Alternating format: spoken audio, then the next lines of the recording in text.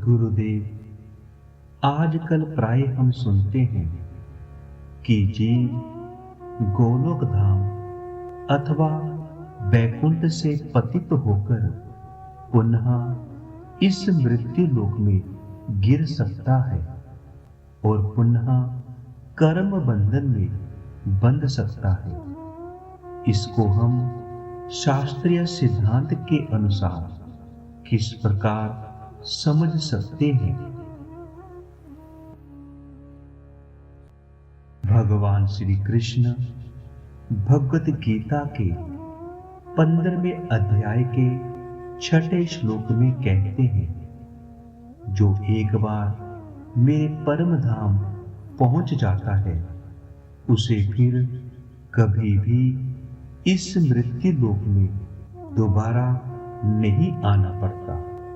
श्री कृष्ण पुनः भगवत गीता के 8वें अध्याय के 16वें श्लोक में कहते हैं, हे अर्जुन, मैं काल से परे हूं।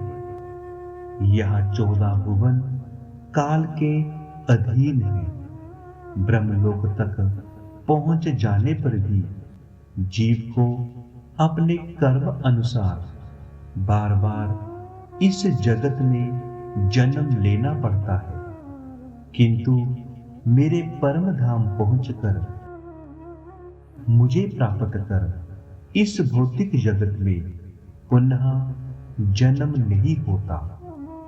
स्वयं भगवान के श्री मुख से हमने 2 बार इस सिद्धांत को श्रवण किया, इसलिए हम लोगों की मन गढ़ंत बातों पर कैसे विश्वास कर सकते हैं कि जीव का भगवत धाम से पतन होना शास्त्र सम्मत है। शास्त्रों में जीव को तटस्थ शक्ति बताया गया है, अर्थात जीव ना तो जड़ वस्तु है और ना ही चिद वस्तु है। जीव इन दोनों के बीच की तटिया वस्तु है। जब यह जीव जड़ जगत के साथ अपना संबंध स्थापित कर लेता है तो यह बद्धजीव कहलाता है, और जब यह जीव भगवत भक्ति के द्वारा जड़ जगत से मुक्त होकर अपने वास्तविक स्वरूप को प्राप्त कर लेता है तो नित्य मुक्त जीव कहलाता है। साधु संघ के द्वारा जीव अपने नित्य स्वरूप को प्राप्त कर गोलोक धाम अथवा बैकुंठ धाम तक पहुंचता है। लेकिन आजकल ऐसी बातें हो रही हैं तो हमें देखना चाहिए कि इसके पीछे क्या रहस्य है। श्री चैतन्य चरित्रामृत में कहा गया है, दूर है ते पुरुष करे माया ते अवधान, जीव रूप विरे ताते करे आधान। प्रथम पुरुष दूर से ही माया के प्रति दृष्टिपात करके उसमें जीव रूप विरय का आधान करते हैं। भगवान ने जीव को तट पर अवस्थित किया है। यह तट जड़ जगत और चिद जगत के बीच क्षेत्र है, अर्थात यह वह क्षेत्र है जहां जड़ जगत और चिद जगत का संगम है। अपनी वर्तमान अवस्था में जीव ना तो पूर्णतः जड़ वस्तु है और ना ही चिद वस्तु, अपितु यह तो एक आत्मा है। श्री चैतन्य चरित्रामृत की कथा के अनुसार सभी जीव भगवान के पास बीज रूप में अवस्थित होते हैं। ये जीव भगवत आराधना के द्वारा अपने नित्य स्वरूप को प्राप्त कर भगवत धाम जाने का अधिकार प्राप्त कर सकते हैं। इसलिए हमारे गुरुवर्ग पूर्ववर्ती आचार्यों ने कहा है, स्वरूपे सवार है गोलोके स्थिति, अर्थात प्रत्येक जीव अपने नित्य स्वरूप में गोलोक में स्थित है। इसका अर्थ है कि जब तक यह जीव नहीं जान लेता कि भगवान का नित्य दास्तव ही उसका नित्य स्वरूप है, तब तक वह गोलोक धाम में अपने चिन्मय स्वरूप में स्थित नहीं हो सकता। अपने इस चिन्मय स्वरूप को प्राप्त कर लेने के बाद कोई भी जीव इस जड़ जगत में वापिस नहीं आता। जीव केवल भगवत इच्छा से भगवान की लीला में सहयोग करने के लिए इस जड़ जगत में आ सकता है। जैसे भगवान श्री कृष्ण स्वयं जीवों का उद्धार करने के लिए श्री चैतन्य महाप्रभु के रूप में अपने पार्षदों को लीला में सहयोग देने के लिए अपने साथ लेकर आए। यह सभी पार्षद एक ही समय में गोलोक धाम और मृत्यु लोक दोनों जगह उपस्थित थे।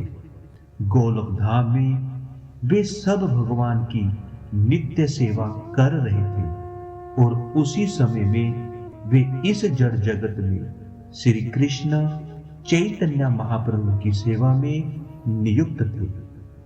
यद्यपि भगवान ही प्रत्येक जीव के बीज प्रदाता पिता हैं, फिर भी जीव अपनी वध अवस्था के कारण भगवान के साथ अपने संबंध को भूल चुका है।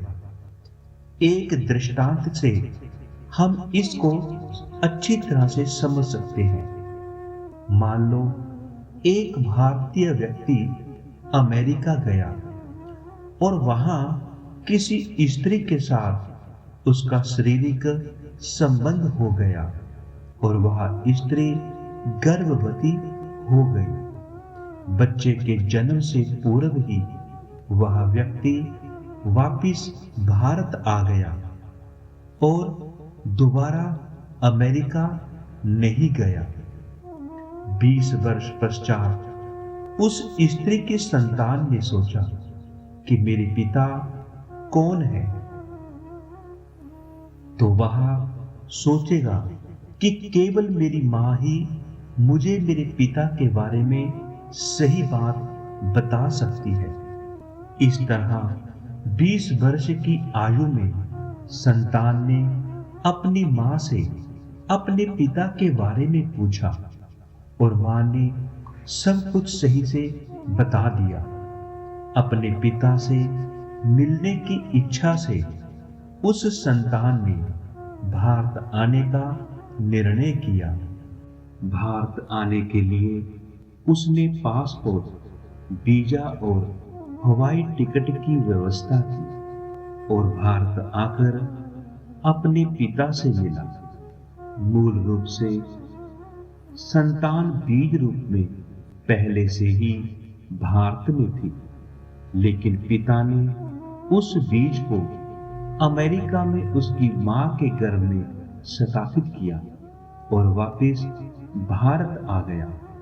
यहाँ पर पासपोर्ट, वीजा और हवाई टिकट आदि की व्यवस्था करने को साधना कह सकते हैं, जिसके माध्यम से वह अपने पिता से मिल सका। इसी प्रकार जीव जब तट पर स्थित था तो माया से आकर्षित होने के कारण भगवान के साथ अपने नित्य संबंध को भूल गया और परिणाम स्वरूप इस मृत्यु लोक के जन्म मृत्यु के चक्कर में फंस गया। लेकिन साधु संघ के प्रभाव से सद्गुरु के आश्रित होकर हरि नाम साधना द्वारा हम अपने मूल पिता भगवान श्री कृष्ण के पास पुनः जा सकते हैं। एक बार अपने मूल पिता के पास पहुंचने के बाद पुनः इस जड़ जगत के जन्म मृत्यु के चक्कर में आना नहीं पड़ेगा।